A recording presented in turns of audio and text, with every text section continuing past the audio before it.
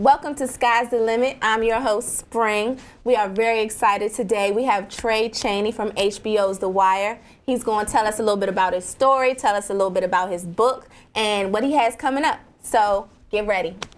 Time out.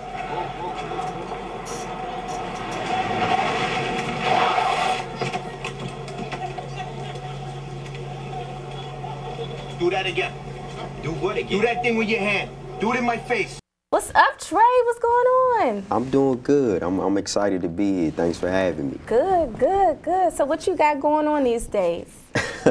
Well, basically, you know, coming off of a 5-year run on one of the biggest shows that ever hit television, The Wire, that was like a great experience for me. Major. You know, right now, I just got finished shooting a film. It's called The Conversation. Okay. It's directed by DC's own. The guy's name is Frank Jackson.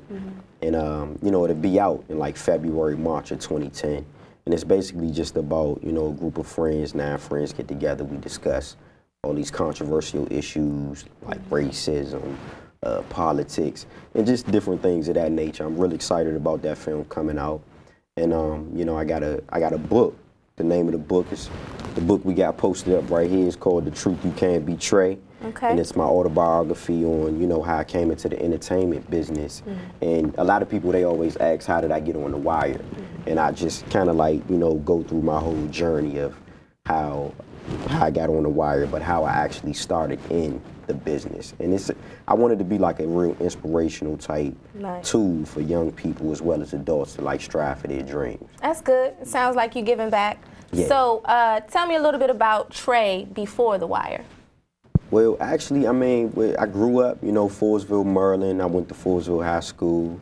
My life, it was good. You know, I had both of my parents. I had a good upbringing, and you know, I got a little sister too, and I mean, it was good. My parents, they were somewhat strict, but it was for a good reason. You know what I'm saying? They wanted to make sure that I always had a level head, you know, on my shoulders. Look where you are today. Yeah, and I really appreciate them for, you know, instilling that in me.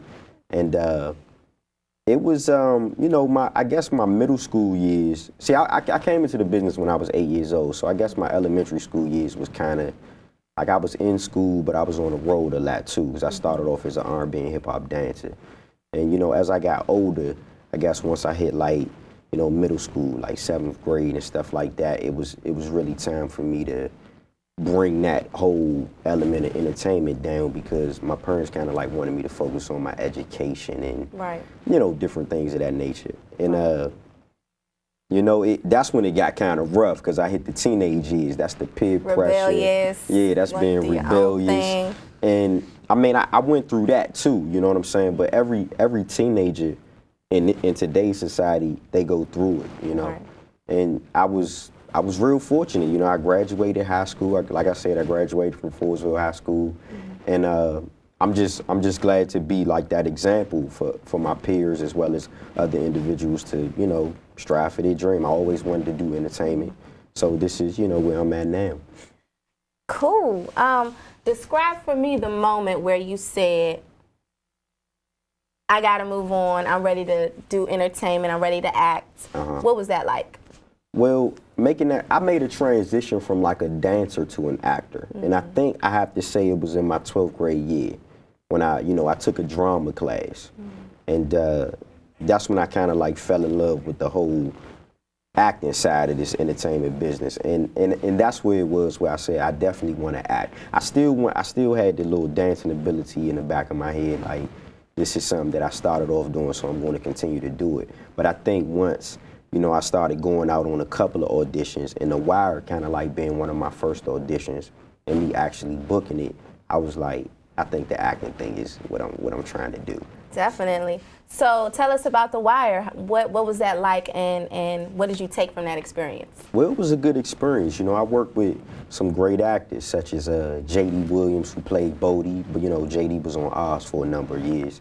Idris Elba, who's a good friend of mine, he played Stringer Bell. Yes. Yeah, he's you know, it was just good working with a great cast, you know, because like I said, that was my first gig ever.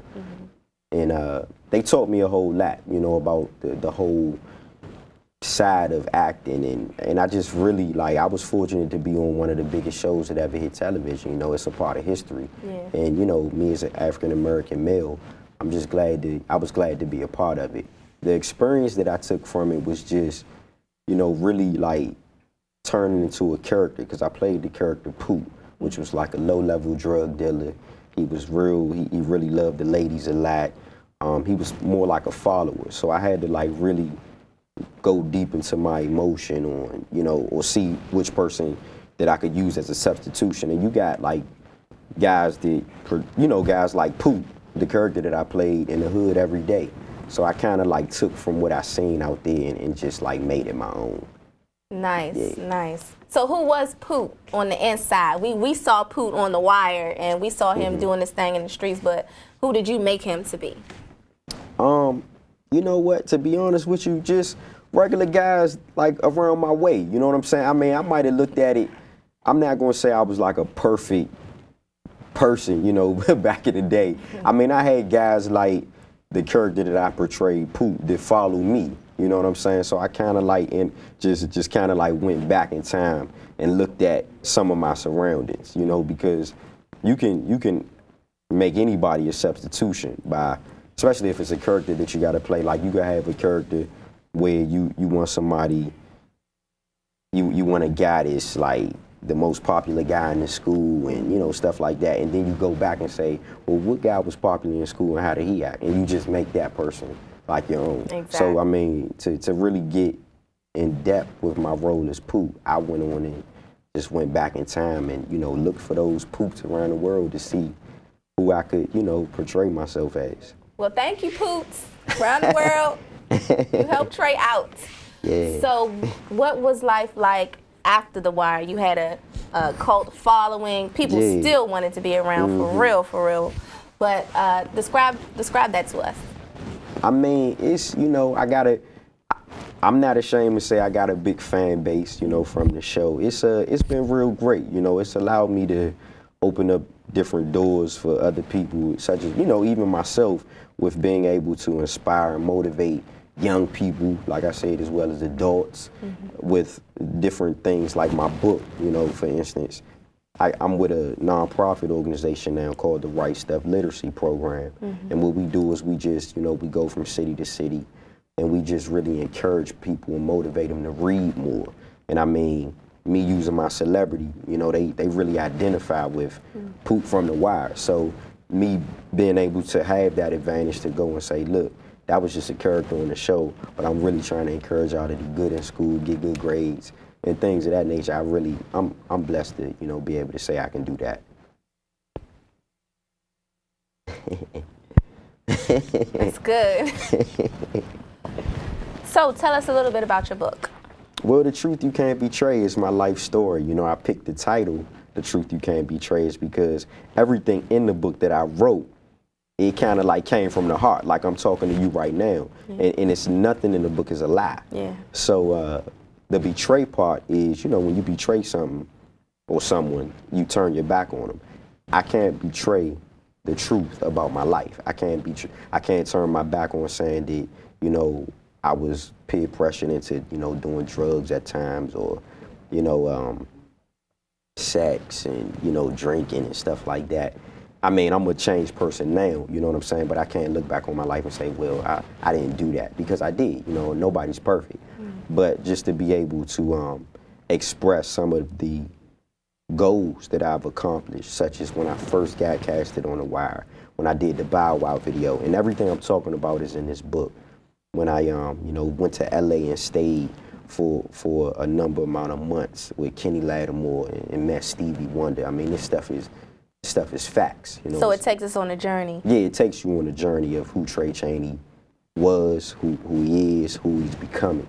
Nice. Because I mean, I'm in my early 20s and I'm not done writing yet. I wrote the book not to say that, oh, I want to be this author that writes these novels that, you know, with all these hard words in it that's going to confuse people. But I plan on actually doing like a part 2 or part 3, you know, just to really continue my role and to show people the route I'm going.